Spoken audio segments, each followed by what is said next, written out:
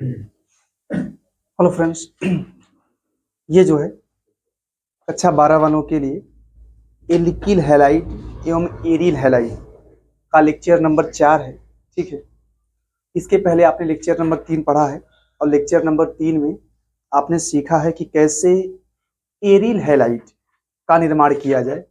Aryl हैलाइडों के निर्माण की विधियों के बारे में आपने मतलब हीडिंग किया हुआ है और उसमें सबसे पहला आपने किया है हाइड्रोकार्बन, या बोल सकते हैं बेंजीन। एक तरीके से बोल सकते हैं बेंजीन और उसके व्युत्पन्नों से आपको बनाना है क्या, एरिल हैलाइड। एरिल हैलाइड बनाना है बेंजीन और उसके व्युत्पन्नों से। तो उनमें आपने पढ़ा है ना कि मान लीजिए बेंजीन की अभिक्रिया किससे करा दे, हैलोजन से कराया जाए, हैलोजनीकरण कह देंगे इसको, हैलोजन से कराया जाए, निर्जल AlX3 FeX3 हो या Fe हो तो आपको हैलोबेंजीन मिलता है। और अगर आपने टालुइन ले लिया, टालुइन का थोड़ा याद रखना है, टालुइन ले लिया है तो टालुइन में जो मेथिल होता है वो इलेक्ट्रॉन भेजने का काम करता है। और उस केस में अगर आप हैलोजन से क्रिया कराते हैं तो आपको क्या मिलता है, आर्थो हैलोटालुइन मिलता है।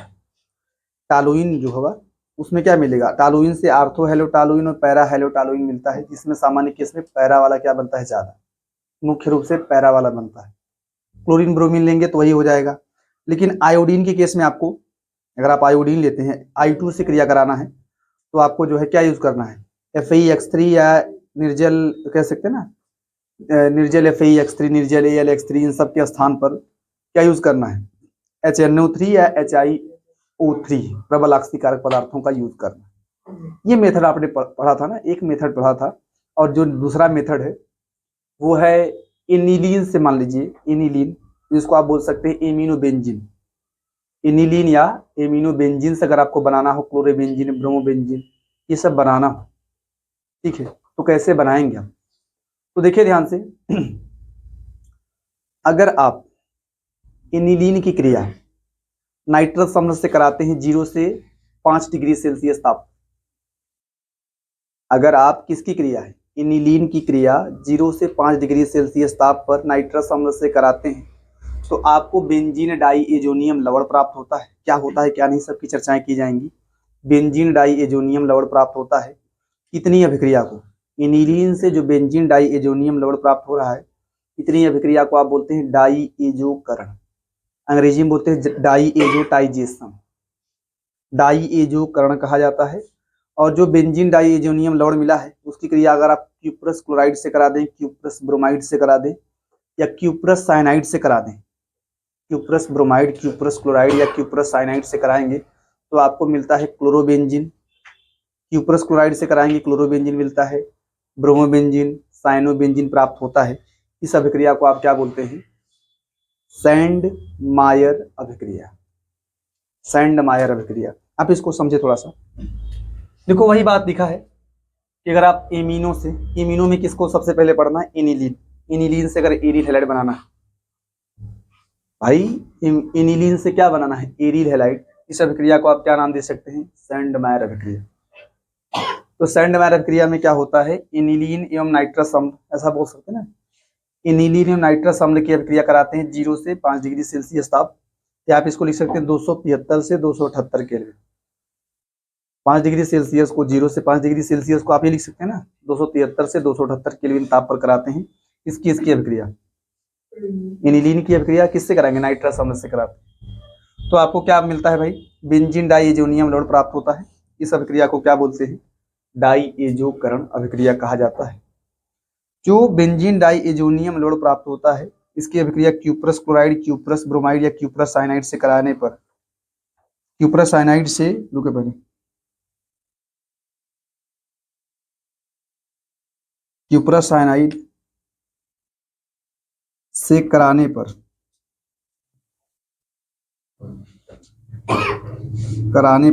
क्रमशः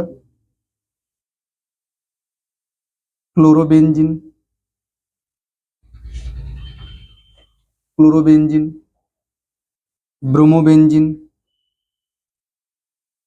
ब्रोमोबेंजीन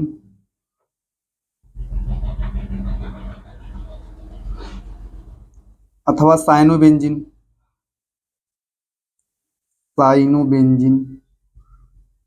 का निर्माण होता है, का निर्माण होता है। इस अभिक्रिया को आप क्या बोलने वाले हैं? इस अभिक्रिया को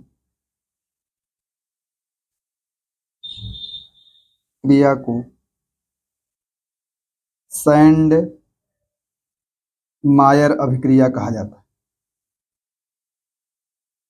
सैंड मायर अभिक्रिया कहा जाता है। ये बहुत ही महत्वपूर्ण अभिक्रिया है।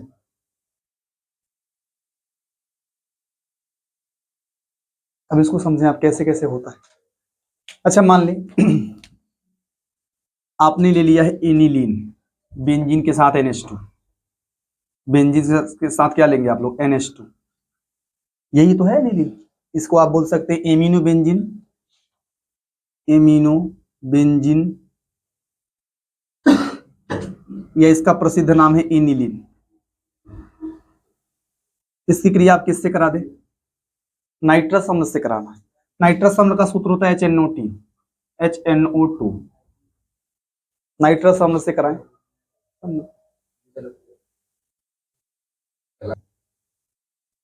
तो देखिए ध्यान से, नाइट्रस अम्ल से कराएंगे HNO2। जो नाइट्रस अम्ल नहीं होता है, नाइट्रस एसिड, ये कैसे प्राप्त होता है? इसको प्राप्त करने के लिए NaNO2 प्लस HCl का यूज करते हैं। आप इसी को याद रखें।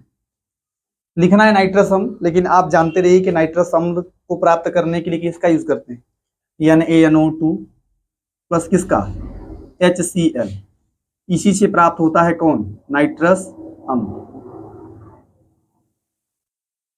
इसी से ये प्राप्त होता है। NaNO2 और HCl के मिश्रण से क्या प्राप्त होता है?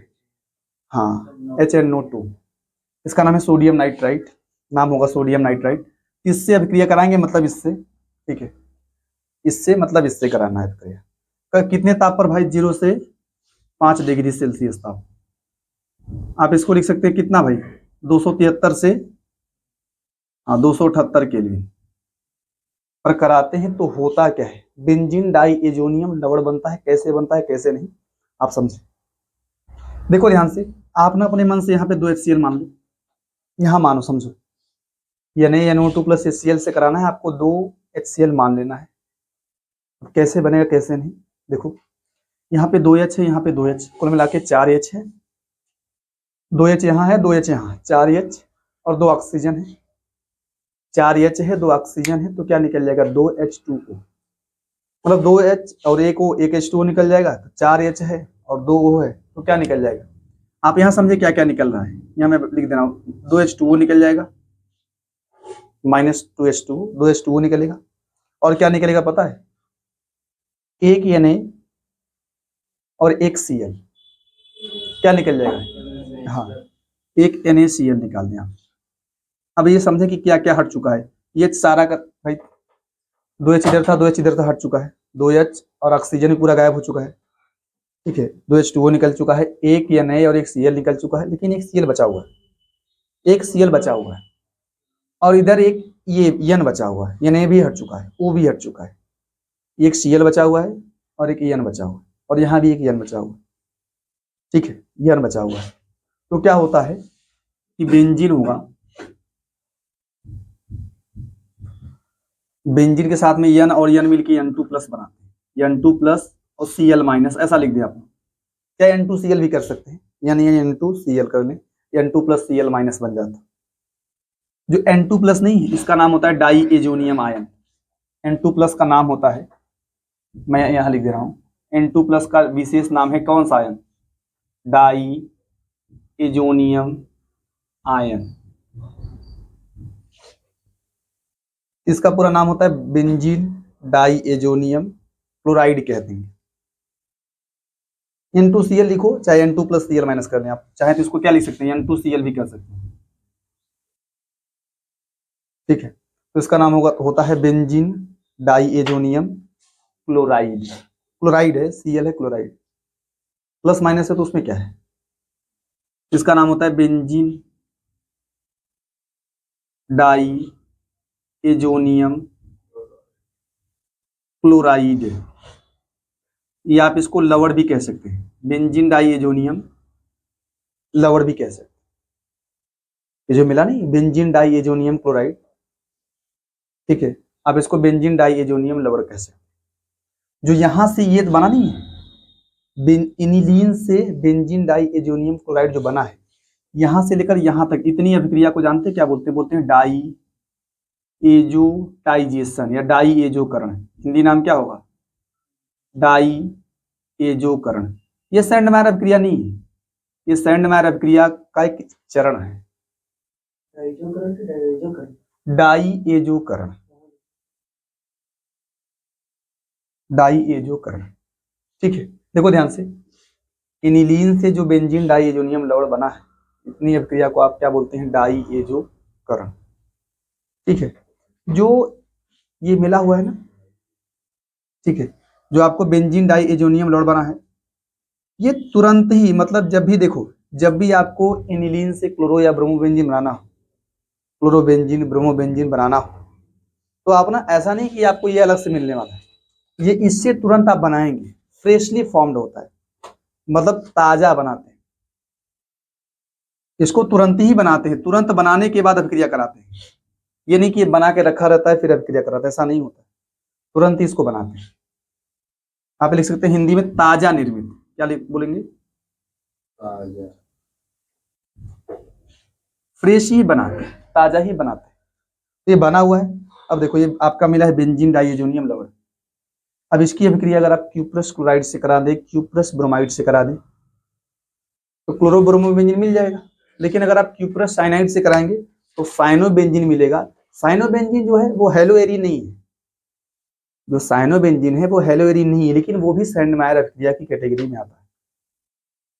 अगर आपको हेलोएरीन ही बनाना है तो क्लोरोब्रोमो बना दो, क्यूप्रस क्लोराइड से या क्यूप्रस ब्रोमाइड से करा देंगे तो आपको मिल जाएगा क्लोरोबेंजीन या ब्रोमोबेंजीन। इतनी अभिक्रिया को आप बोल देंगे सैंडमायर अभिक्रिया। लेकिन अगर आप क्यूप्रस साइनाइड से कराएंगे तो साइनोबेंजीन मिलेगा, वो भी इसी अभिक्रिया की कैटेगरी में आता है, सैंडमायर अभिक्रिया की कैटेगरी में आता है। तो मैंने पूरा लिखवा दिया। हालांकि आपने हेडिंग किया था किसका बनाना था, हेलोएरीन ही बनाने थे, क्लोरोबेंजीन ब्रोमोबेंजीन ही बनाने थे आपको, लेकिन ये पूरा जानते रहिए, बनाना तो वही है तो जानते रहो। तो अगर आप इसकी अभिक्रिया किससे करा दें, जो आपको मिला है बेंजीन डाई एजोनियम लवण,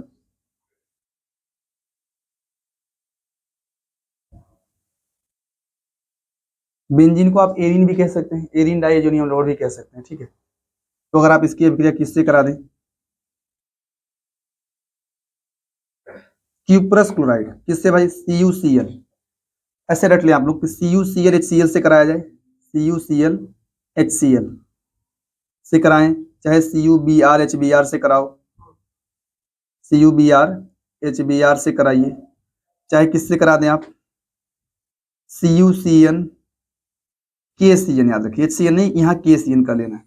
रिएक्शन को याद रखो, थोड़ा सा लिखी वाली बातें भी याद रखें कि CuCl HCl से कराया जाए, CuCN CuBr HBr से कराया जाए, चाहे CuCN KCN से कराया जाए। आप ना CuCl को आप Cu2Cl2 भी लिख सकते हैं, जो CuCl नहीं होता है, CuCl CuBr ये सब द्विलक के रूप में पाए जाते हैं। हाँ, जो ये क्यूप्रस हैलाइड, इसको आप क्या बोल सकते हैं? क्यूप्रस हैलाइड, ये ना ये अपने द्विलक के रूप में पाए जाते हैं। द्विलक का मतलब ये इनका दो अणु मिलके रहता है, क्यूप्रस क्लोराइड के दो अणु मिलके द्विलक के रूप में रहते हैं, और इनका जो द्विलक बनेगा वो क्या बनेगा? Cu2X2, यही क्या हुआ इसका द्विलक। आप लिख सकते हैं cuprous chloride CuCl, cuprous bromide CuBr, लेकिन आप Cu2Cl2 भी लिख सकते हैं, Cu2Br2 भी लिख सकते हैं। क्यों? क्योंकि ये किस रूप में पाए जाते हैं? क्यूप्रस हैलाइड इसी रूप में पाए जाते हैं, रूप में पाए जाते हैं। जो क्यूप्रस हैलाइड किस रूप में पाए जाते हैं? Cu2X2 के रूप में, Cu2Br2, Cu2Cl2, इन सब रूप में पाए जाते हैं। तो आप यहाँ पे CuCl लिख सकते हैं या क्या लिख सकते हैं? Cu2Cl2।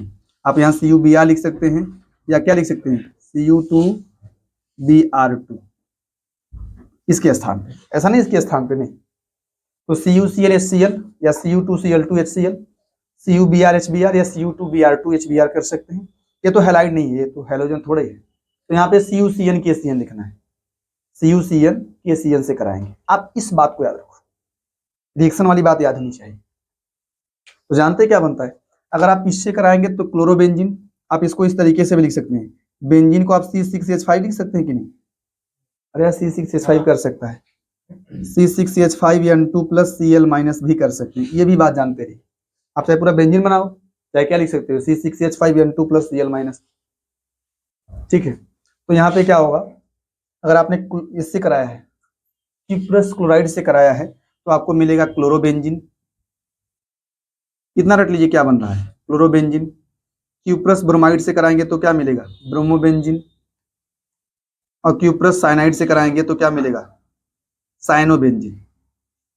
इसका नाम है क्लोरोबेंजीन। क्या बन रहा है उसी को याद रखें आप। इसको मिलेगा ब्रोमोबेंजीन, इसमें क्या मिलता है, साइनोबेंजीन। इतनी अभिक्रिया को आप क्या बोलते हैं, ये अभिक्रिया सैंडमायर की कैटेगरी में आता है। ये तीनों की तीनों जो अभिक्रियाएं हैं किसकी कैटेगरी में आती है, सैंडमायर की कैटेगरी में आती है।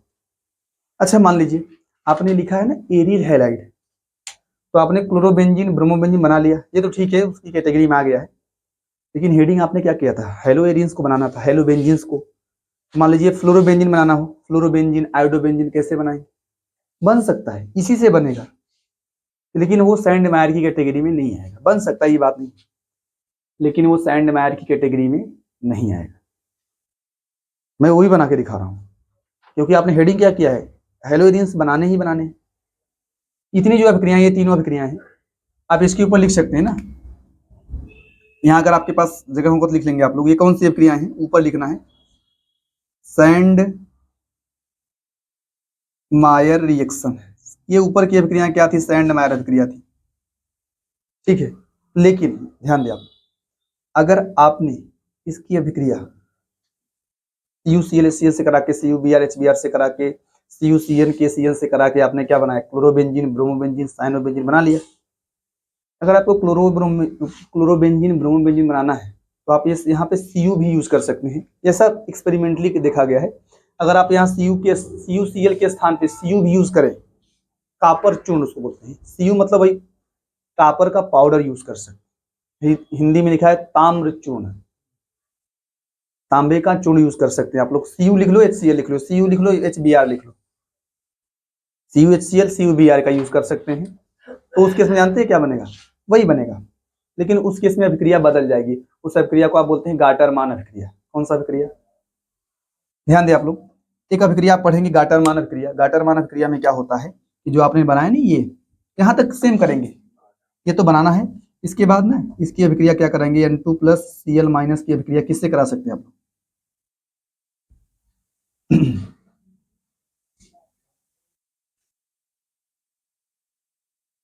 क्या कराएंगे आप लोग, अगर आप चाहें तो CuHCl से करा दो, और किससे करा दें, CuHBr से करा दें, तो क्या मिलेगा, क्लोरोबेंजीन। और क्या मिल सकता है, यहाँ पे क्लोरो मिल जाएगा, और यहाँ पे क्या मिल सकता है, ब्रोमोबेंजीन। लेकिन ये अभिक्रिया क्या हो, कौन सी अभिक्रिया होगी, ऊपर लिख लेंगे आप लोग, कौन सी अभिक्रिया, गाटरमान रिएक्शन, गाटरमान अभिक्रिया होगी। तो समझ पा रहे हैं आप लोग, अगर आपने CuCl HCl का यूज किया, CuBr HBr का यूज किया, तो ये अभिक्रिया ये सैंडमायर अभिक्रिया होगी। लेकिन अगर आपने Cu यूज किया, Cu क्या है यहाँ पे, Cu को आप लिख सकते हैं ताम्र चूर्ण। क्या लिख सकते हैं, हाँ मैं यहाँ लिख दे रहा हूँ, Cu जो वर्ड है इसके लिए मैं लिख दे रहा हूँ ताम्र चूर्ण। तांबे का चूर्ण है तो भाई उसके लिए उसका फार्मूला तो Cu होगा, उसका भी फार्मूला क्या होगा, Cu। फटाफट लिखें,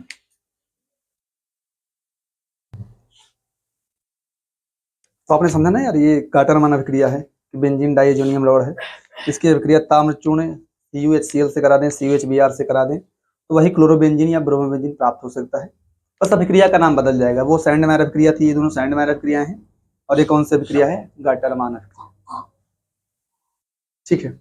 अच्छा देखिए ध्यान से, अगर आपको देखो फ्लोरोबेंजीन आयोडोबेंजीन ये सब बनाना हो, ये भी भाई हेलोएरियंस की कैटेगरी में आएंगे ना, फ्लोरोबेंजीन आयोडोबेंजीन, ठीक है। तो उस कैटेगरी में क्या है, अगर आपको आयोडो बेंजीन बनाना है तो आपको ऐसे रिएक्शन नहीं कि के के साथ में Cu2I2 के ऐसा नहीं HI से क्रिया नहीं करानी। आपको क्या करना है, अगर आपको आयोडो बेंजीन बनाना है तो नॉर्मली उसको के साथ गर्म कर देना है। जो बेंजीन डाइएजोनियम लोड बना है, फ्रेशली बनाया गया है, उसके साथ में के साथ गर्म करेंगे तो आपको क्या मिल सकता है, आयोडो बेंजीन। अगर बनाना हो फ्लूओरोबेंजीन तो उसकी अभिक्रिया आपको HBF4 से कराना है। ये रिएक्शन यूज नहीं कर सकते आप, CuF2 का यूज नहीं कर सकते। आपको जो फ्रेशली बनाया हुआ बेंजीन डाइएजोनियम लवण है उसकी अभिक्रिया HBF4 से कराना है। इसका नाम है फ्लूओरोबोरिक एसिड। फ्लूओरोबोरिक एसिड, ठीक है। इसका नाम क्या होता है, मान लीजिए क्रिया कराते हैं तो बनता है क्या है, ये कैसे बना है समझे आप लोग। इसको तोड़ेंगे ना, देखो N2 प्लस Cl माइनस है, ये टूटेगा H प्लस BF4 माइनस, तो यहाँ से H प्लस Cl माइनस क्या निकल जाएगा, HCl निकाल देंगे आप। तो इस रिएक्शन को थोड़ा सा कॉम्प्लेक्स से समझ लें आप लोग। जब HBF4 से कराएंगे तो यहाँ से Cl माइनस H प्लस क्या निकल जाएगा, ये Cl minus H plus HCl निकल जाएगा, BF4 जाके जुड़ जाएगा BF4 माइनस। इसका नाम होता है बेंजीन डाइएजोनियम फ्लूओरोबोरेट। अगर इसका नाम ही लिखा जाए, नाम मत याद रखें, बस रट लो कि कॉम्प्लेक्स बनता है, जटिल बनता है। हालांकि इसका नाम भी मैं लिख दे रहा हूँ, इसका नाम क्या होता है, बेंजीन डाइएजोनियम फ्लूओरोबोरेट। बेंजीन डाइएजोनियम फ्लूओरोबोरेट बनता है, ये इसका पूरा नाम है। अब इसको गर्म करेंगे, जो कॉम्प्लेक्स बना है इसको अगर आप गर्म कर दें तो यहाँ से क्या निकलता है, BF3 निकल जाता है, जो BF4 है वहां से BF3 निकल जाता है, N2 निकल जाता है, फिर F बचेगा, जुड़ जाता है, आपको मिल जाता है क्या, फ्लूओरोबेंजीन। रिएक्शन को याद रखें आप, रिएक्शन वाली बातें आपको याद होनी चाहिए। BF3 निकल जाएगा यहाँ से, N2 निकल जाता है, एक F बचा है, जुड़ा रहता है, मिल जाता है फ्लूओरोबेंजीन। तो आपने ये हेलोएरिन्स बना लिए है, साथ में कुछ और भी साइनोबेंजीन बना लिया आपने, जो कि यहाँ का पार्ट नहीं था ना। आपने हेडिंग तो किया था क्या, हेलोएरिन्स बनाने हैं, लेकिन इस बात को भी याद रखें कि साइनोबेंजीन मान लो बनाना हो, एनिलीन से क्या बनाना हो, साइनोबेंजीन, तो ये अभिक्रिया है ना, बढ़िया याद है। और अगर देखो, अगर आप इसी बेंजीन डाइएजोनियम लवण को हल्का सा जल के साथ गर्म कर दें, तो मिल जाता है फिनॉल। ये जो N2 समूह है ये OH से हट जाता है। अब कैसे हुआ है अगर आपको समझना है, अगर आप इसको जो है बेंजीन डाइएजोनियम लवण को जल के साथ गर्म करेंगे तो आपको फिनॉल मिल जाता है, इस बात को भी याद रखें। तो आप इस प्रकार से एनिलीन से, देखो एनिलीन से क्लोरोबेंजीन बना सकते हैं। एनिलीन से पहले ये बनाना है, फिर इसके बाद क्लोरोबेंजीन नीचे बनाया, CuCl से क्रिया करा दिया क्लोरोबेंजीन, CuBr से क्रिया करा दिया ब्रोमोबेंजीन, या CuHCl से कराएंगे तो भी क्लोरोबेंजीन मिल सकता है, CuHBr से कराएंगे तो भी क्या मिल सकता है, ब्रोमोबेंजीन मिल सकता है। अगर आपको एनिलीन से साइनोबेंजीन बनाना है तो पहले ये तो बनाना ही है, ये भाई बगैर इसके नहीं बनने वाला, पहले इसको बनाएंगे, फिर इसको CuCN KCN से क्रिया करा देंगे, मिल जाएगा आपको साइनोबेंजीन। अगर आपको एनिलीन से बनाना हो फ्लूरोबेंजीन, आयोडोबेंजीन बनाना हो तो पहले ये तो बनाना ही बनाना है, बेंजीन डाइएजोनियम लवण बना लेना है एनिलीन से, इस बात को याद रखें। के के साथ गर्म कर दिया, इसको बनाने के बाद तो मिल जाए आयोडोबेंजीन। अगर फ्लूरोबेंजीन बनाना हो तो क्या करेंगे, HBF4 से क्रिया कराएंगे, HBF4 से क्या रिएक्शन हुई थोड़ा याद रखें आप लोग, H plus Cl minus HCl निकल जाता है, N2BF4 माइनस बचता है, इसको गर्म करेंगे BF3 निकल जाता है, N2 निकल जाता है, मिल जाता है फ्लोरोबेंजीन। फिनॉल बनाना हो तो जल के साथ हीट कर देंगे, गर्म कर देंगे इसको, होता क्या है आप ये समझे, यहाँ से H और Cl क्या निकल जाता है, HCl निकल जाता है, और जो यहाँ पे OH नहीं बचेगा, OH बचेगा, हो जाके ना N2 को हटा देता है, N2 हट जाता है, OH बच जाता है, OH जुड़ जाता है और N2 हट जाता है। इस रिएक्शन को चाहे बैलेंस करके याद रखें आप, मेन प्रोडक्ट को याद रखना है, बस मेन क्या बना है, मुख्य उत्पाद क्या बना है उसको याद रखना है, ठीक है, इसको लिखे फटाफट।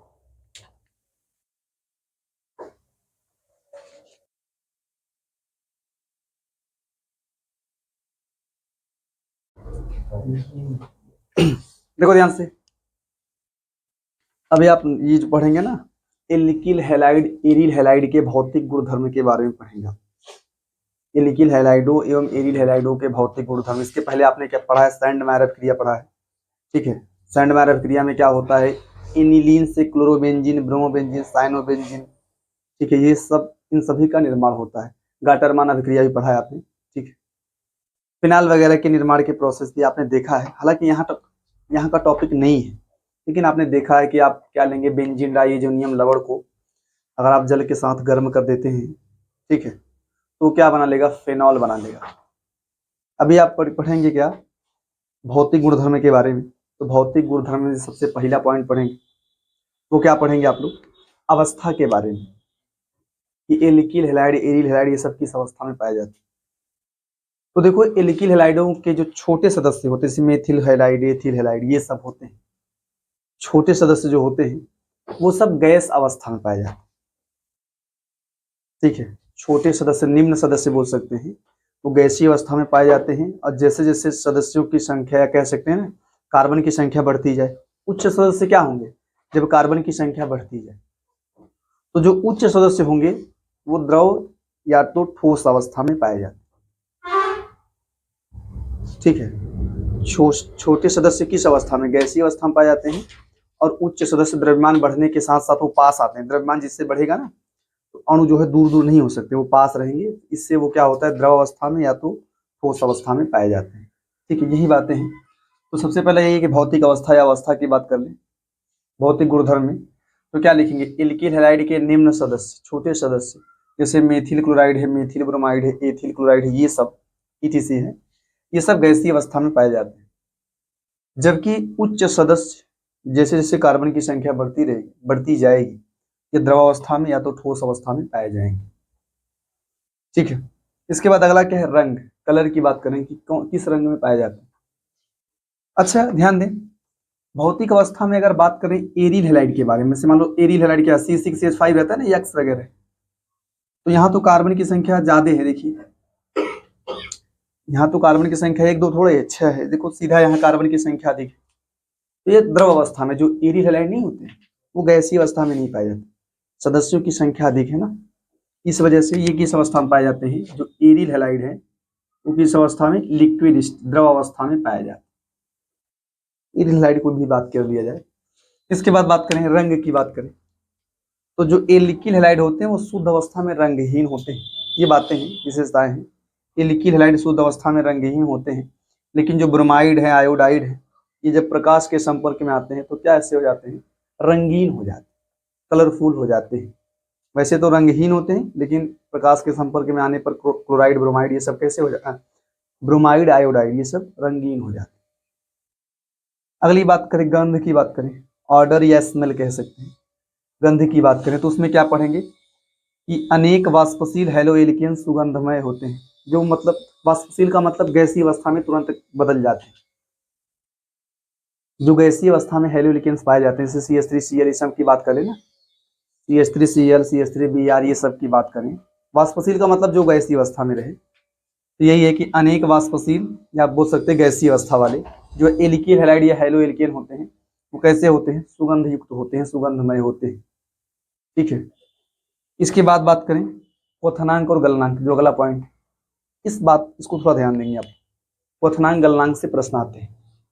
तो क्वथनांक गलनांक की बात करें तो जो एल्किल हैलाइड है ना, एल्किल हैलाइड, एरिल हैलाइड, इन सब की बात करें, एल्किल हैलाइड, एरिल हैलाइड, इनकी बात करें तो इसमें क्या होता है, कार्बन होता है, जैसे ये भी तो कार्बन है यार भाई, इसको आप कार्बन ही मानेंगे, कार्बन हाइड्रोजन के बीच बॉन्ड है, चाहे एल्किल हैलाइड हो चाहे एरिल हैलाइड हो।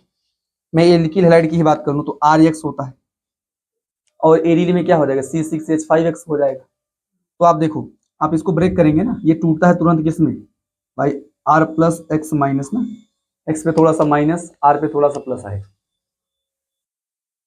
ठीक है। तो यहाँ पे क्या होता है, जो एरिल हैलाइड नहीं, ये एल्किल हैलाइड, एल्किल हैलाइड है, इनमें क्या होता है कि बहुत सारे जब एल्किल हैलाइड पास पास होते हैं, एक है ना, ऐसे मान लो कोई दूसरा एल्किल हैलाइड हो जाए R+X माइनस,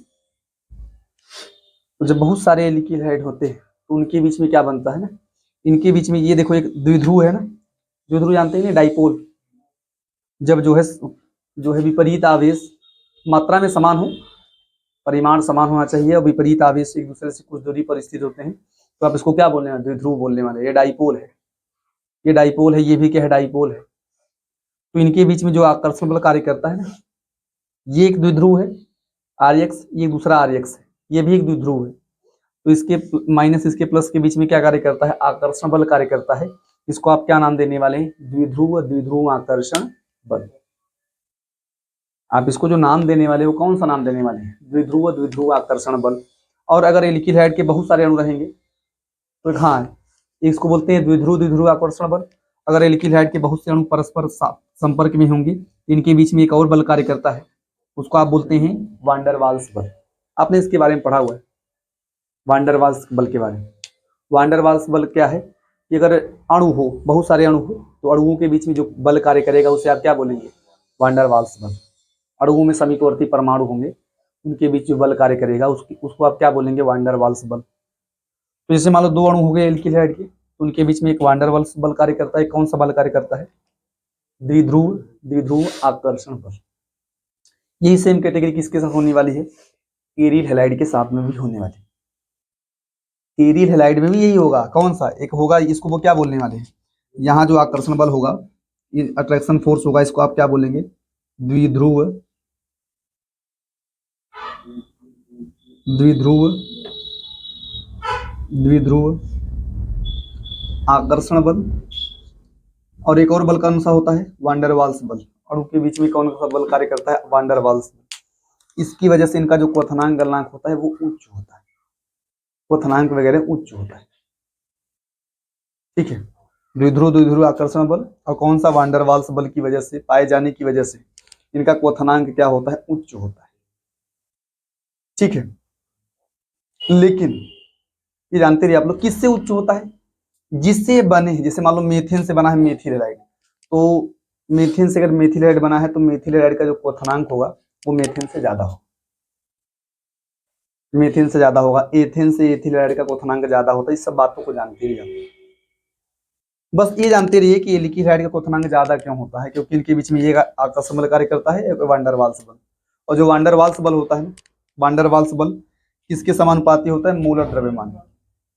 ये बात लिखी, थोड़ा सा पढ़ लिया जाए कि कार्बन हाइड्रोजन युक्त यौगिक, मतलब एल्किल हाइड एरिल हैलाइड ये सब की बात करें, अपने जनक हाइड्रोकार्बन की तुलना में, मतलब जिससे बने, जैसे मीथेन से बना है मेथिल हैलाइड, एथेन से बना है एथिल हैलाइड, तो अपने जनक हाइड्रोकार्बन की तुलना, बेंजीन से बना है एरिल हैलाइड, तो अपने जनक हाइड्रोकार्बन की तुलना में ये क्या होते हैं? द्विध्रुव द्विध्रुव आकर्षण बल इनमें पाया जाता है, द्विध्रुव द्विध्रुव आकर्षण बल। और कौन सा भाई? वान डेर वाल्स बल। इसके पाए जाने की वजह से उच्च क्वथनांकी होते हैं, मतलब इनका क्वथनांक उच्च होता है।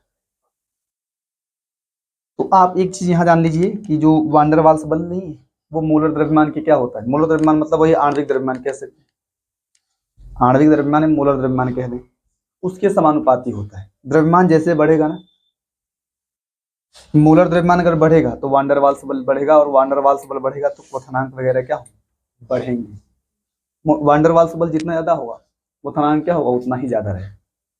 और जो वान डेर वाल्स बल होता है किसके समानुपाती होता है? मोलर द्रव्यमान। अब मोलर द्रव्यमान कब बढ़ेगा? जब कार्बन की संख्या बढ़े, द्रव्यमान बढ़ेगा। भाई एक कार्बन, दो कार्बन, तीन कार्बन, कार्बन की संख्या बढ़े तो द्रव्यमान बढ़ेगा। या फिर हेलोजन की संख्या बढ़ जाए, या हेलोजन का द्रव्यमान बढ़ जाए, जैसे कभी क्लोरीन हो, कभी ब्रोमीन हो, कभी आयोडीन हो, तो क्लोरीन का द्रव्यमान कम होता है, ब्रोमीन का ज्यादा होता है, आयोडीन का उससे ज्यादा होता है। द्रव्यमान बढ़ रहा है ना, कार्बन की संख्या बढ़ेगी तो क्वथनांक बढ़ेगा। और अगर हेलोजन का द्रव्यमान बढ़ेगा तो भी द्रव्यमान क्या होगा? बढ़ेगा।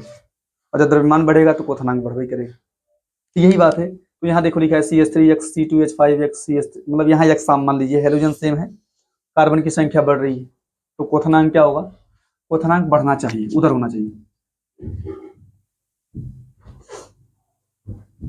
ये क्वथनांक का बढ़ता क्रम लिखेंगे।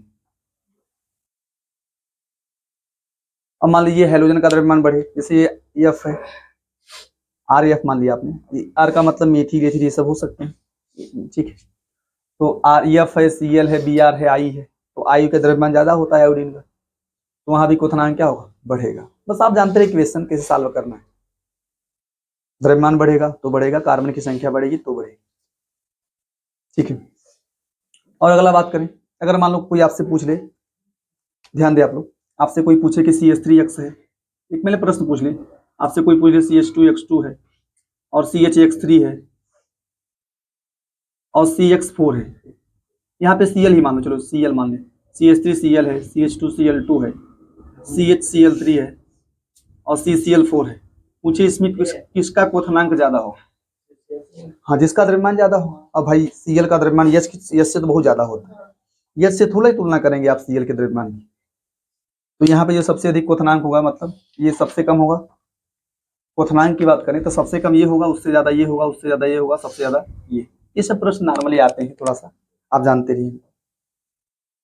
अगला प्रश्न क्या है? समावयवी का मतलब जानते हैं?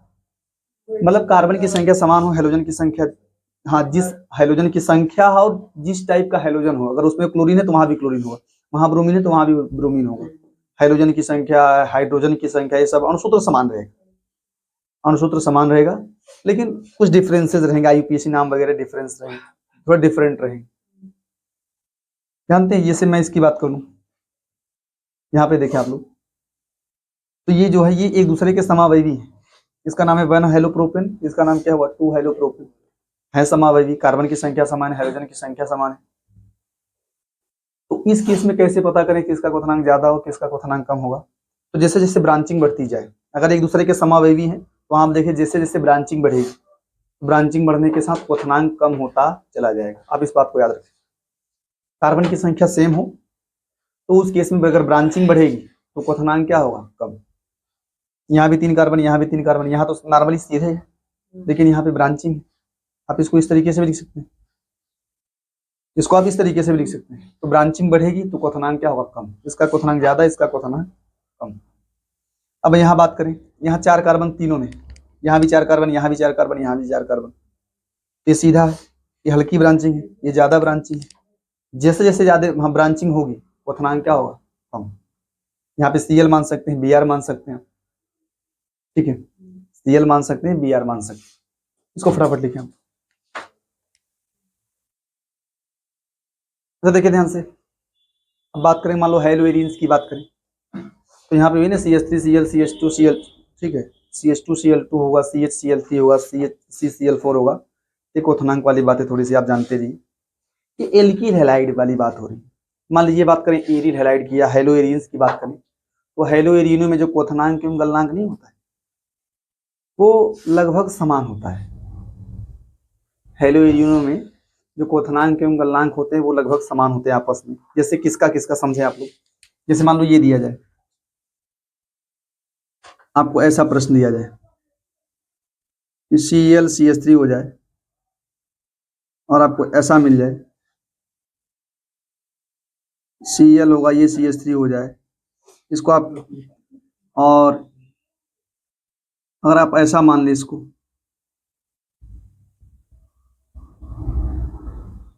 ये हेलोइरिन्स है या हेलोबेंजीन कह सकते हैं। ये मोनो हेलोबेंजीन, यहाँ पे हेलोजन की संख्या एक ही है, आप इसको मोनो हेलोबेंजीन कह सकते हैं। ये आर्थो है, ठीक है, ये आर्थो वाला है, और ये कौन सा है? ये मेटा है, और ये कौन सा है? पैरा है, ठीक है, आर्थो मेटा पैरा है, ठीक है। ये पहला प्रश्न है, मान लीजिए इसमें पहला एक कैटेगरी है मोनो हेलोबेंजीन है, डाई हेलोबेंजीन आ जाए तो उसमें कैसे क्वथनांक का क्रम होगा, गलनांक का क्रम कैसे होगा, यही आपको समझना है, यही आपको यहाँ समझना है। ये मोनो हेलो हो, डाई हेलो हो, तो देखो अगर यहाँ पे आप देखें क्वथनांक का क्रम, तो क्वथनांक के केस में आप एक चीज रट ले, पहली बात तो ये कि इनका क्वथनांक गलनांक लगभग समान होता है, मतलब इनके क्वथनांकों में, इनके गलनांकों में ज्यादा डिफरेंस नहीं होता, 2-4 अंक के डिफरेंस होता है। फिर भी अगर देखा जाए किसका ज्यादा, मान लीजिए जो भी डिफरेंस है उसकी चर्चा करें, इसमें क्या होता है, क्वथनांक के केस में या गलनांक के केस में, दोनों की बात करें, क्वथनांक हो चाहे गलनांक हो, जो मेटा नहीं होता है, ऐसा लिख सकते हैं, मेटा जो है क्वथनांक कह सकते हैं ना, निम्न क्वथनांक की व गलनांकी होते हैं। जो मेटा नहीं होता, चाहे ध्यान दें आप लोग, इसमें जो मेटा प्रोडक्ट होगा उसका क्वथनांक एवं गलनांक सबसे न्यूनतम होता है, आर्थो पैरा का ज्यादा होता है, मेटा का कम होता है। एक चीज जानते रहिए आप। अब उसमें क्या होगा, लगभग समान माना गया, ठीक है, लेकिन उसमें भी थोड़े डिफरेंसेस है। मेटा वाले का सबसे कम होता है, आर्थो पैरा का ज्यादा होता है। अगर क्वथनांक वाली बात करें, क्वथनांक वाली बात करें या गलनांक वाली बात करें, तो उन दोनों में आर्थो और पैरा की ही बात होगी। इसका तो सबसे कम रहना है, मेटा वाला कम रहना है, आर्थो और पैरा का ज्यादा रहना है। जो क्वथनांक होता है उसमें आर्थो ज्यादा होता है, पैरा कम, मेटा तो कम रहना ही, सबसे कम रहना है। और जो गलनांक होता है उसमें पैरा ज्यादा, आर्थो कम। इस बात को आपको याद रखना है। क्वथनांक के केस में आर्थो ज्यादा, पैरा कम, सबसे कम मेटा। गलनांक की बात करें, हाँ पैरा ज्यादा, फिर आर्थो, फिर मेटा। आप लिख सकते हैं क्वथनांक के केस में विशिष्ट क्रम क्या है। क्वथनांक जो होगा उसका क्रम क्या होगा, ओ रहेगा, आर्थो, पैरा, फिर मेटा। और गलनांक की बात करें अगर, तो उस केस में क्या होगा, पैरा ज्यादा होगा, फिर आर्थो, फिर मेटा। ठीक है, तो यहाँ पे जो अगर मान लीजिए क्वथनांक का क्रम लिखना है तो ये क्या लिखेंगे भाई, इस हिसाब से लिख लेंगे आप लोग, इस हिसाब से अरेंज कर लेंगे ना। क्वथनांक की बात करें तो आर्थो ज्यादा होगा, फिर पैरा, सबसे कम मेटा। गलनांक वाली बात करें, पैरा ज्यादा होगा, फिर आर्थो, मेटा। ठीक है, वजह है बता रहा हूँ अभी इसकी वजह। एक है मान लीजिए डाई हेलो बात करें, डाई हेलो, ये मोनो हेलो था, डाई हेलो की बात करें, सेम वही ऑर्डर, डाई हेलो बेंजीन्स में भी लगना है, डाई हेलो बेंजीनों में भी सेम यही क्रम लगना है। जैसे मान लीजिए 2 हेलोजन लगा दिया जाए, ठीक है, ऐसी बातें हो जाए।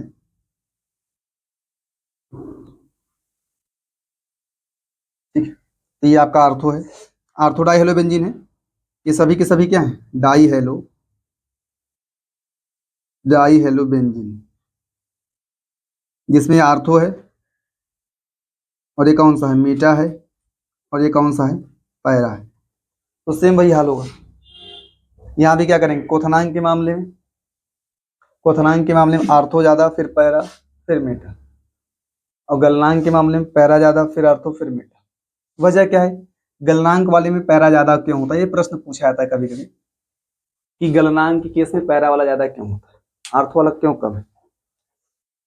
भाई क्वथनांक के केस में आर्थो ज्यादा है, पैरा कम है, फिर गलनांक के केस में जो है पैरा ज्यादा क्यों है, आर्थो कम क्यों है। तो बोलते हैं कि जब ये देखो इसकी जो मतलब इसको बोलते हैं ना, इसकी आकृति सिमेट्रिकल थोड़ी सी है, थोड़ी सी सिमेट्रिकल है। अगर बहुत सारे इसी प्रकार के अणु आएंगे पास पास, जैसे मान लो बहुत सारे अणु इसी प्रकार के आते हैं पास पास, तो ना Cl हो जाए, यहाँ पे CH3 हो जाए, ऐसे बहुत सारे अणु अगर आते हैं पास पास, तो बढ़िया से ना ये एक दूसरे से बढ़िया से जुड़ सकते हैं, पैक, कोई बाधा नहीं है। लेकिन अगर आप इसके केस में लेंगे, 2 अणु ले लो, साफ पास पास लाओ, आर्थो वाले के ही 2 अणु लाइए आप पास पास, तो थोड़ा से वो बढ़िया से पैक नहीं हो पाएंगे, ये थोड़ा बाधा उत्पन्न करेगा ना उसको जुड़ने में थोड़ा सा पैक होने में थोड़ी बाधाएं उत्पन्न हो। तो गलनांक के केस में जितना बढ़िया पैकिंग हो जाए ज्यादा होगा, पैकिंग ज्यादा बढ़िया रहेगा ना, तो बढ़िया से पैक रहेंगे, उनको फिर तोड़ना मुश्किल रहेगा। तो पैरा के केस में क्या होता है, ये सिमेट्रिकल आकृति होती, सममित आकृति होती है, तो सममित आकृति होने की वजह से बढ़िया से पैक्ड हो जाते हैं, और पैक्ड हो जाते हैं, पैकिंग बढ़िया होती है, और इनको अलग करने के लिए क्या चाहिए, ज्यादा टेम्परेचर की आवश्यकता हो, तो इनका गलनांक ज्यादा होगा पैरा वाले का। सेम यही केस यहाँ भी पैरा वाले का गलनांक ज्यादा होगा। क्यों ज्यादा होगा, क्योंकि बढ़िया से पैकिंग सिमेट्रिकल है ना, ये सिमेट्रिकल है, पैकिंग बढ़िया हो जाएगी। इसके बाद अगले पॉइंट की बात करें, अगला पॉइंट होगा आपका घनत्व। थोड़ा ध्यान दें आप लोग, ये तो लिख लिया आपने। अगले पॉइंट की बात करें तो वो क्या होगा, आपका घनत्व की बात करनी। ठीक है, तो देखो घनत्व भी किस पे डिपेंड करता है, द्रव्यमान पर। यार घनत्व के विषय आपने पढ़ा है ना, घनत्व किस पे डिपेंड करता है, द्रव्यमान पर डिपेंड करता है। और पहली बार बता दें आपको, जो एल्किल हैलाइड का घनत्व नहीं होता है, एल्किल हैलाइड का जो घनत्व होता है, मैं घनत्व को आप किससे दिखाते हैं, डेंसिटी कहते हैं ना, डेंसिटी। तो देखो अगर आप एल्किल हैलाइड की बात करें डेंसिटी की, तो ना जल के घनत्व से ज्यादा होता है, ये जल से ज्यादा भारी होती है। क्यों, क्योंकि इनका द्रव्यमान ज्यादा होगा ना, हैलोजन्स वगैरह का द्रव्यमान जल से ज्यादा होगा यार। जो हैलोजन वगैरह होंगे उनका जो द्रव्यमान होगा, ये आप जानते भी है कि एल्किल हैलाइडों का जो द्रव्यमान होगा वो जल से ज्यादा होता है। और द्रव्यमान पे किस कौन डिपेंड करता है? घनत्व। घनत्व भी किस पे डिपेंड करता है भाई?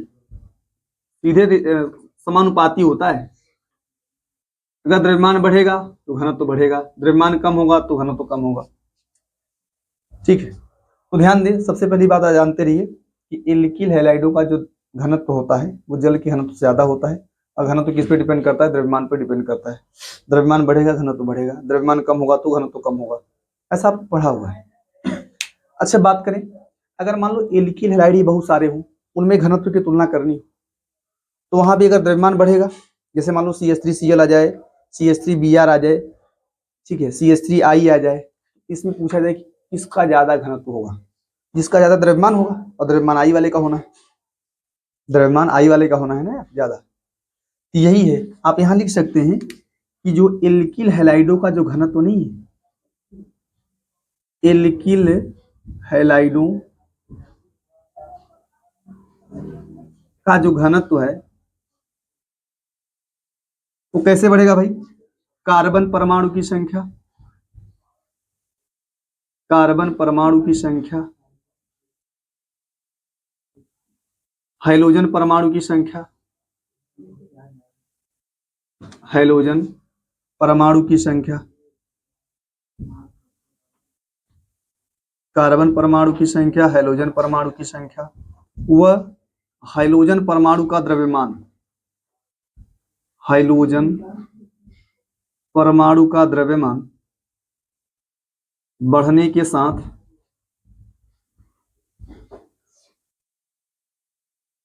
द्रव्यमान बढ़ने के साथ बढ़ता है। अच्छा देखिए ध्यान से, जो एल्किल हैलाइड का घनत्व नहीं कैसे बढ़ेगा भाई?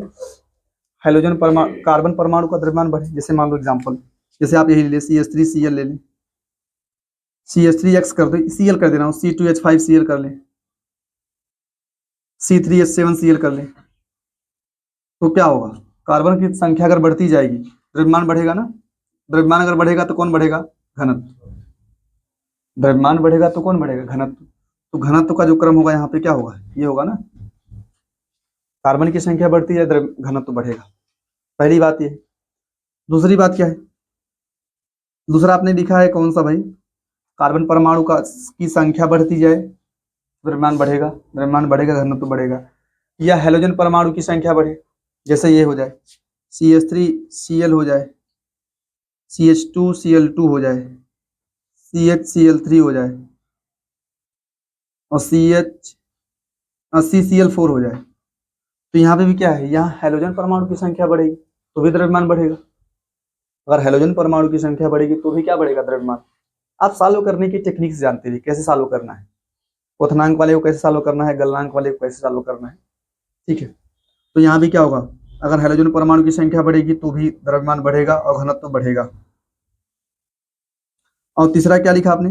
अगर हैलोजन परमाणु का द्रव्यमान बढ़े, हैलोजन परमाणु का द्रव्यमान बढ़े, जैसे आपको मिल जाए वही ना, ये CH3Cl मिल जाए, ठीक है, या F मिल जाए, CH3Cl मिल जाए, और CH3Br मिल जाए, और CH3I मिल जाए, तो भी क्या होगा? अगर हैलोजन परमाणु का द्रव्यमान बढ़ेगा तो भी क्या होगा? घनत्व का बढ़ेगा। ये सब घनत्व के कुछ बढ़ते हुए क्रम से दिखाए गए आपको। ठीक है, इसके बाद ध्यान दें आप, ये घनत्व के विषय में जानते रहिए आप लोग। कार्बन की संख्या बढ़ेगी, हैलोजन की संख्या बढ़ेगी, हैलोजन परमाणु का द्रव्यमान बढ़ेगा, तो इन सब के बढ़ने से द्रव्यमान घनत्व बढ़ना है, द्रव्यमान बढ़ना है, घनत्व को बढ़ना है। लास्ट पॉइंट बात करें, विलेयता की बात करें, विलेयता या घुलनशीलता की बात करें, विलेयता या घुलनशीलता। तो जो एल्किल हैलाइड नहीं होते वो कैसे होते हैं? वो द्विध्रुवीय होते हैं ना यार, डाइपोल होते हैं यार, प्लस माइनस ब्रेक होते हैं। एल्किल हैलाइड का अणु कैसा होता है? द्विध्रुवीय होता है। ठीक है, ये ध्रुवी कैसे, सीधा बोलो, ध्रुवीय होता है। ध्रुवी का मतलब ये पॉजिटिव निगेटिव में ब्रेक हो सकता है। और आपने पढ़ा है विलयन, विलयन में आपने पढ़ा है कि ध्रुवी को घोलता है। अगर कोई ध्रुवी विलय होगा तो ध्रुवी विलायक में घुल जाएगा, और अध्रुवी विलय कहाँ घुलेगा? अध्रुवी विलायक में। इसका एग्जाम्पल आपने लिया नमक। नमक वो ध्रुवीय होता है, Na+Cl- ब्रेक हो जाता है। और जल भी ध्रुवीय होता है। जल एक ध्रुवीय विलायक है, नमक एक ध्रुवीय विलेय है और जल एक ध्रुवीय विलायक है, तो नमक जल में घुल जाता है, क्योंकि दोनों ध्रुवीय होते हैं। दोनों कैसे होते हैं? ध्रुवीय होते हैं। तो ये भी ध्रुवीय है, ये भी ध्रुवीय है, इसको भी जल में घुलना चाहिए, इसको भी जल में क्या होना चाहिए? घुलना चाहिए, लेकिन ये जल में नहीं घुलता है ध्रुवीय, लेकिन बहुत कम घुलता है, ये बात है। अगर भाई ध्रुवीय है तो घुल जाना चाहिए जल में पूर्ण रूप से, लेकिन नहीं घुलता, नमक की तरह घुल जाना चाहिए इसको। वो भी ध्रुवीय, वो ये भी ध्रुवीय है, लेकिन वजह क्या है, क्यों नहीं घुलता ये, या बहुत कम घुलता है, क्यों? इसकी वजह ये है कि अगर एल्किल हैलाइड के बहुत सारे अणु आपस परस्पर संपर्क में है ना, तो उनके बीच में होता है ना आकर्षण बल, इनके बीच में क्या होता है? आकर्षण बल होता है। ठीक है, अब ये जल में जानते हैं कब घुलेगा? जल में आपको पता है, जल में क्या होता है? हाइड्रोजन बॉन्ड होता है ना, इस प्रकार से हाइड्रोजन बॉन्ड होता है जल में। जल के अणुओं में, बहुत सारे जल के अणुओं में क्या होता है? इस प्रकार से हाइड्रोजन बॉन्ड, एक का O एक का H, ऐसे हाइड्रोजन बॉन्ड बनाता है। तो यहाँ भी आकर्षण बल है, यहाँ भी आकर्षण बल है। तो देखो, अगर इनको इसमें घोलना है तो इनके बीच का बॉन्ड ब्रेक करना पड़ेगा, पहले ये ब्रेक होंगे। ठीक है, ये वाला बॉन्ड ब्रेक होगा, और जब बॉन्ड ब्रेक होगा, जानते हैं क्या होगा? जब बॉन्ड ब्रेक होता है तो वहां एनर्जी की आवश्यकता होती है। एक चीज जानते रहिए कि यहाँ आपको बॉन्ड ब्रेक करना पड़ेगा, अगर घोलना है तो इस बॉन्ड को ब्रेक करना पड़ेगा और इस बॉन्ड को ब्रेक करना पड़ेगा, फिर इसको ले जाके उसमें घोलना पड़ेगा। बॉन्ड को ब्रेक करना पड़ेगा और उसको ले जाके उसमें घोलना पड़ेगा।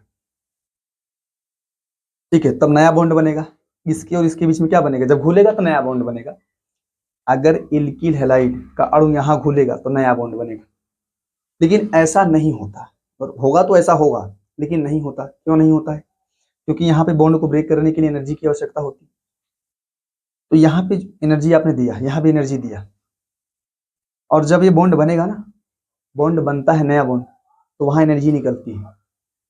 बॉन्ड टूटेगा, एनर्जी की आवश्यकता होगी, बॉन्ड बनेगा तो एनर्जी निकलता है। तो जो है यहाँ पे जो एनर्जी निकलती है, उसका वैल्यू खर्च होने वाली एनर्जी से क्या होता है? कम होता है। बॉन्ड को ब्रेक करने में जितनी एनर्जी खर्च की जाती है, उतनी एनर्जी इसके नए बॉन्ड बनने से निकलती नहीं है। इसीलिए जो है ये एल्किल हैलाइड ध्रुवीय होते हुए भी जल में घुलता नहीं। ये वजह भी लिखा दिया जाएगा, जल में कम घुलता है। फिर किस में घुलेगा? कार्बनिक विलायकों में, जैसे बेंजीन हो जाए, ईथर हो जाए, इन सब में घुल जाता है। ठीक है, अब इसको फटाफट लिखो, मैं लिखवा रहा हूं। तो देखो ध्यान से, विलेयता या घुलनशीलता के विषय में क्या जानते हैं आप लोग? कि जो एल्किल हैलाइड देखो थोड़ा सा देख लिया जाए कि एल्किल हैलाइड ये R+X- ब्रेक होता है। ये कैसा होता है? ये होता है ध्रुवीय।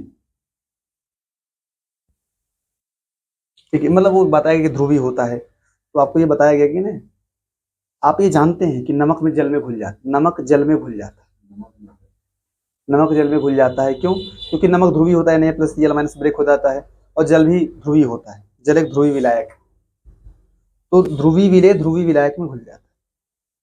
तो ठीक इसी प्रकार ये भी ध्रुवीय है, ये भी जल में घुल जाना चाहिए, ये भी जल में घुल जाना चाहिए। ठीक है, लेकिन ये जल में नहीं घुलता। क्यों? इसकी वजह क्या है? इसकी वजह ये है, जैसे अब देखो, जैसे बहुत सारे एल्किल हैलाइड के अणु होंगे, एल्किल हैलाइड के अणु होंगे, तो उसके बीच में बल कार्य करेगा ना, आकर्षण बल होगा।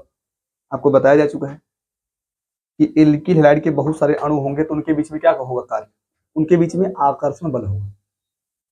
अगर इसको जल में घोलना है तो ये क्या करना है? इस बॉन्ड को तोड़ना पड़ेगा, और फिर जल के मध्य जो H बॉन्ड है उसको भी ब्रेक करना पड़ेगा, तब तो जाके इसमें घुलेंगे। इस बॉन्ड को और इस बॉन्ड को ब्रेक करना पड़ेगा, फिर ये जाके इसमें घुलेंगे। तो क्या होगा? फिर क्या होगा? इसके और इसके बीच जो नया बॉन्ड बनेगा, उससे एनर्जी निकलेगी, ऊर्जा निकलेगी। ध्यान लीजिए आप लोग, ऊर्जा निकलती है, निकलेगी अगर बनेगा तो। और इन दोनों केस में ऊर्जा की आवश्यकता है, यहाँ भी ऊर्जा की, ब्रेक करेंगे बॉन्ड को, एनर्जी की आवश्यकता है, यहाँ भी एनर्जी की आवश्यकता है। तो जब देखो, जब नया बॉन्ड बनता है, उस प्रोसेस से उतनी एनर्जी निकल नहीं पाती है जितना कि यहाँ यूज हो चुका है। एल्किल हैलाइड और जल के मध्य जल के अणुओं के मध्य नए बॉन्ड बनने से उतना एनर्जी निकल नहीं पाता है जितना कि यहाँ खर्च हो चुका है, इसीलिए ये जल में नहीं घुलता। अगर एनर्जी निकलती बराबर तो जल में आराम से घुल जाता। ठीक है, तो वही थोड़ा सा लिखा दिया गया आपको, पढ़ें एक बार। क्या लिखा है? हैलो एल्केन जल में बहुत अल्प विलेय होते हैं, कम विलेय होते हैं। क्योंकि हैलो एल्केन के अणुओं के मध्य उपस्थित आकर्षण बल, इनके मध्य जो आकर्षण बल है, तथा जल के अणुओं के मध्य उपस्थित हाइड्रोजन बॉन्ड, उसको ब्रेक करने के लिए एनर्जी की आवश्यकता होती। मतलब ये ना, एच बॉन्ड को तोड़ने के लिए आवश्यक ऊर्जा के बराबर ऊर्जा, जितना ऊर्जा हुआ है दोनों का, उतनी ऊर्जा, उसके बराबर ऊर्जा एल्किल हैलाइड तथा जल के अणुओं के मध्य निर्मित नए बंध के बनने से निकल नहीं पाती। क्या लिखा आपने? नया बंध से निष्कासित नहीं होती है, ऐसा लिख सकते हैं ना, ऐसा बोल सकते हैं ना। जो नया बंध बनना है तो उससे उतनी ऊर्जा निकल नहीं, इसके बराबर ऊर्जा निकल नहीं पाती है, इसलिए वो जल में अल्पविलेय होता है। यहाँ ऊपर लिख दिया गया कि अल्पविलेय होता है। फिर एक इसमें घुलता है, जो एल्किल हाइड होता है वो कार्बनिक विलायकों, जैसे बात करने क्या, बेंजीन है, कार्बन टेट्राक्लोराइड है, इन सब में घुल जाता है। कार्बनिक विलायकों को आप अध्रुवी विलायक भी कह सकते हैं। जल को ध्रुवी विलायक कहा जाता है, और ये कौन सा है? कार्बनिक विलायक या अध्रुवी विलायक, इसमें घुल जाता है। कितना लिख लें आप लोग?